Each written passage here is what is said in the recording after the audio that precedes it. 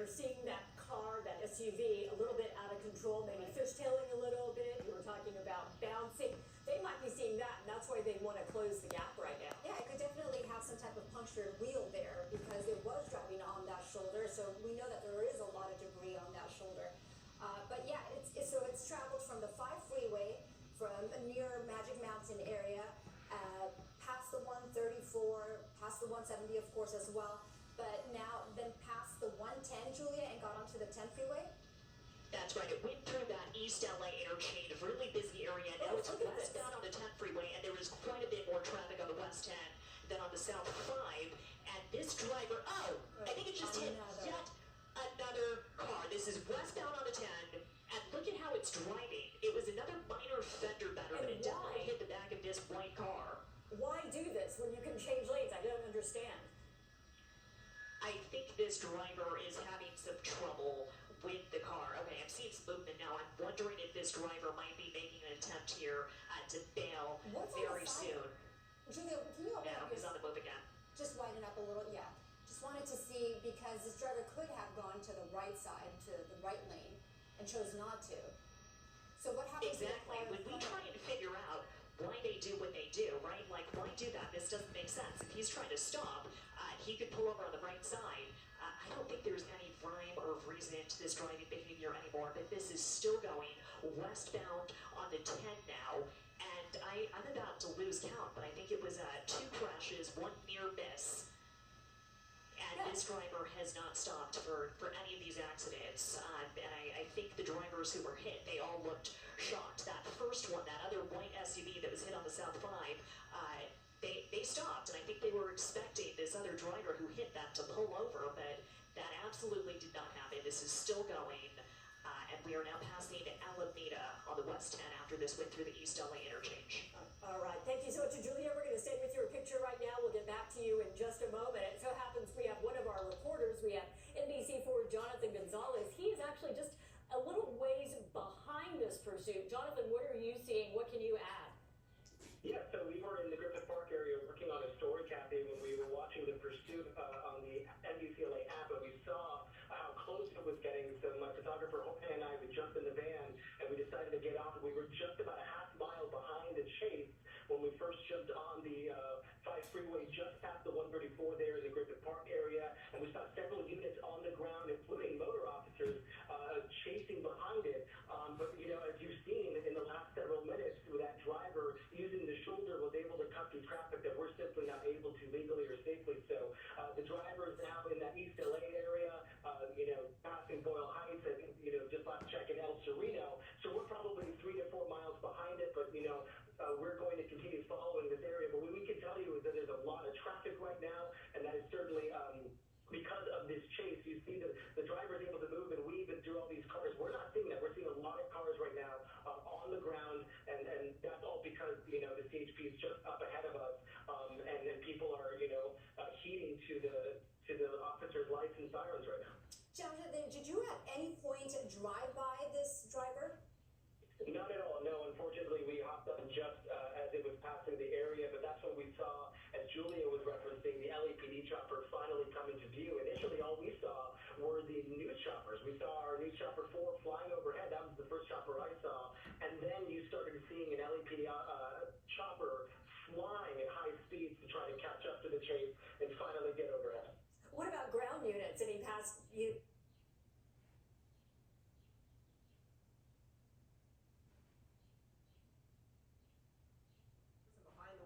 Is a robbery suspect, and they are accused of some type of robbery that happened right around noontime, and they were in the Santa Clarita area near Magic Mountain when they took off and refusing to stop. This has been going on for about 35 minutes right now, and you know, the highway is always a little easier, or because everyone's going in the same direction, you don't have all of those pedestrians, so it's a little safer. It's still a very dangerous situation to have anyone just, you know, flying around at high rates of speed, but at least we aren't dealing with intersections and pedestrians. But still, this is a tough situation because we're likely not to see spike strips or a pit maneuver at these rates of speed. Right, they're a little too fast for pit maneuvers, and bike strip with the traffic is going to be difficult, especially on the multi-lane freeway. The problem with the freeway being light in traffic is he's able to get up to higher speeds, and then as we know, LA traffic stops and goes at different spots throughout the city, so he may come upon traffic that's slowing or traffic that's stopped and not be able to avoid them. And we're looking here on the passenger side. I'm trying to tell from my vantage point if that's a side view mirror that is just dangling there. Not sure when that got damaged, if it was if that happened before we started watching this, or if in one of those lane changes got a little too close and actually clipped the mirror there. We did see the driver of this SUV bump into the back of another white SUV, but I didn't see any incident when they actually knocked off this side view mirror. Did you see that? That's the first I've seen the passenger side, so I'm not sure when that occurred. Okay. Well, what we are also learning is that according to the CHP, these robbery suspects hit a business in Bakersfield, then hit the Speedway in Fort Tejon, pointing an AR-15 style gun at the clerk, then fled through Newhall where the CHP picked up the pursuit. So again, they know that these suspects are armed with an AR-15 style weapon when they were robbing that Speedway, like a Speedway gas station type of business. And so we have got plenty of CHP cruisers behind this. And Lieutenant Griffiths, I mean, when you hear that your suspects are armed with an AR-15 style weapon, that is certainly has to heighten the pursuit. Absolutely. Most pursuits, you presume they're armed, but when you get information that they're armed with a high power, such as an AR-15, it changes the dynamics of how you're going to chase them. You don't want to get too close. You don't want to get in a position where it can open fire on you. And we've seen it many times where while driving, they'll open fire through the rear of the vehicle. Wow.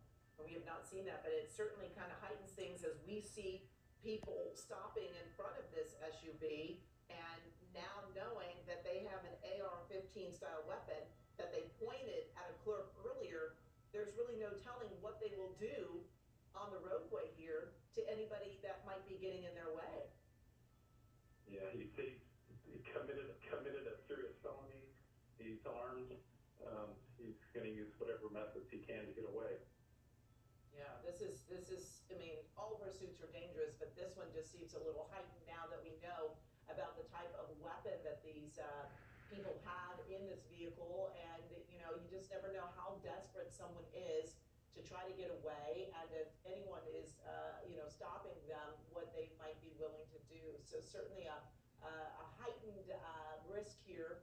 In addition to that vehicle being a weapon, now we know that there is an actual AR-15 that they have already been spotted with, pointed it at a clerk at that Speedway that they stopped at, and I guess that is where the robbery took place that started this in the first place. So again, these are robbery suspects.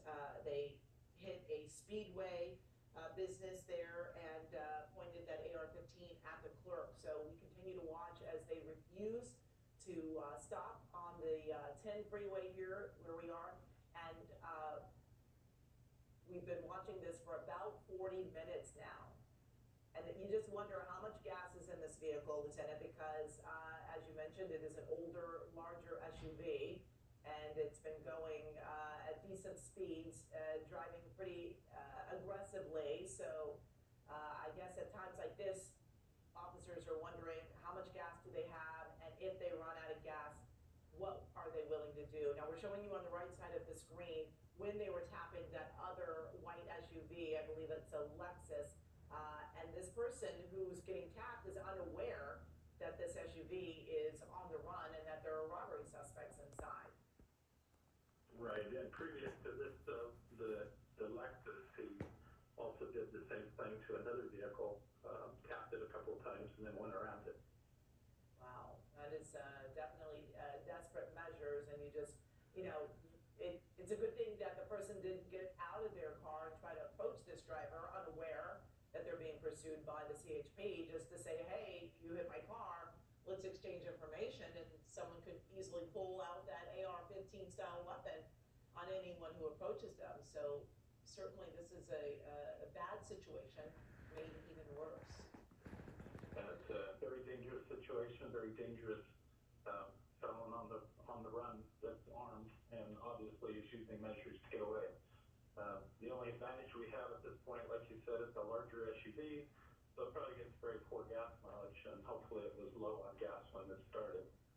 Yeah, but we haven't heard that the vehicle is stolen, so perhaps they even know who's driving this vehicle and, maybe trying to make contact with family members or anyone else that might be associated with this driver. And we don't even know if there's anyone else in the vehicle. It looks like there's someone in the passenger seat, but with those dark tinted windows, we don't know if there are other people in the back of this SUV. Yeah, it's very hard to tell. There could be a full load in the back seat and the passenger seat, and that's why when this will stop, they draw the driver out at gunpoint, and then they go up and at gunpoint check the vehicle to make sure it's clear before moving on. They don't just assume it's one person in there. Yeah, and we're certainly seeing this traffic backed up there westbound on the 10 near La Brea. And, at this hour, you got, in LA, you've got traffic any hour of any day. And we are seeing more traffic on this westbound side of the 10 near La Brea, coming up on a box truck. And I don't think that he's going to want to bump into this box truck, but has certainly been using the shoulder there to go around. And we know oftentimes there's a lot of debris in those shoulders. And we're just watching as it's right up on this box truck, and all of those cruisers right behind. And you have to wonder if that box truck even knows, what's happening, that this SUV is actually being chased by those officers. But it looks like people are seeing the lights and hearing the sirens and trying to kind of pull towards the right to get out of the way of the cruisers, and it's opening up space for this SUV.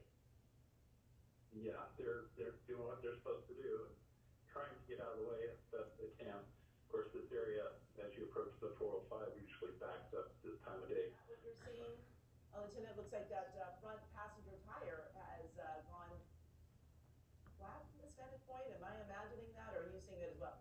Okay, it is coming off altogether. And, we often talk about them, being on the shoulders. There's a lot of debris in the shoulders. And now we see that that tire is really basically falling off here. And in your experience, how is this going to change things if they cannot continue driving this vehicle and they know that he is armed with an AR-15 style weapon? I mean, things have got to be ramping up for these officers that are following this SUV. Yeah, the anticipation of him stopping now is heightened. He's got a couple of choices. He can get off the freeway, or he can continue on, and we've seen it many times before, with no wheel at all until the car catches fire. So he looks like he's being able to keep it straight at this point, but I'm sure it's pulling to the right pretty heavy. Oh, yeah. It's going to be harder and harder to steer. It looks like they are pulling over to the side here, and we hope. And they lost the driver's side also, that tire. So apparently they have gone over something. They have now pulled to a stop. And again, these suspects have been seen with an AR-15 style weapon. These officers know that. We are watching as they have really pulled up all across the freeway. This is on the westbound side of the 10. They were getting closer to the 405. We see those officers out of their vehicles with their weapons drawn. But again, we have heard that, we've seen an arm that is out of that window, of the driver's side window. You can see now that driver's side tire as well. And both arms out of the window and now opening up that door. But again, they don't know who else is in that vehicle, Lieutenant. Those windows are tinted so dark. And they have heard that these suspects are armed. That's correct. They're going to take every precaution. They're going to go slow and methodical and order them out at sure his hands are up where they can see him. Normally they'll wait until they get traffic in the other direction blocked, especially when there's a weapon such as an AR-15 involved. They don't want anybody in the crossfire for if anything goes wrong. Yeah, and we can see all the traffic on this side is stopped, but not on the other. But this person does seem to be complying, and we just saw that canine that was just being put back into the car there. But so one suspect is now being handcuffed there on the westbound side of the 10. It did appear that there was someone else in the passenger side of this SUV, but we will have to wait and watch and see as they search this weapon. But search this vehicle. But again, we did hear that they were armed with an AR-15, and so I'm thinking that these officers would be approaching very carefully, very cautiously. They have their weapons drawn, so apparently it didn't appear to them that there was anyone else in the vehicle the way that they're approaching, correct? Yeah, it seems like they're very relaxed at this point, and if I was on scene as the watch commander, I wouldn't approach the vehicle. The reason we leave the driver door open, because we have a canine, we can send the canine to check rather than send a person up. Because right now they're right out in the open. Yeah, and so it appears at this point that there is no one else in that vehicle. It did look at one point like there was someone in the passenger side, but apparently that was just perhaps the driver moving around on that side. We did not hear the reports of how many people were in the car once that robbery took place. Again, at a business upper in Bakersfield, as well as a speedway, where we heard that this suspect pulled an AR-15 style weapon on a clerk at a speedway. But again, this went on for about 15 minutes along the 5 and the westbound 10. We see that the traffic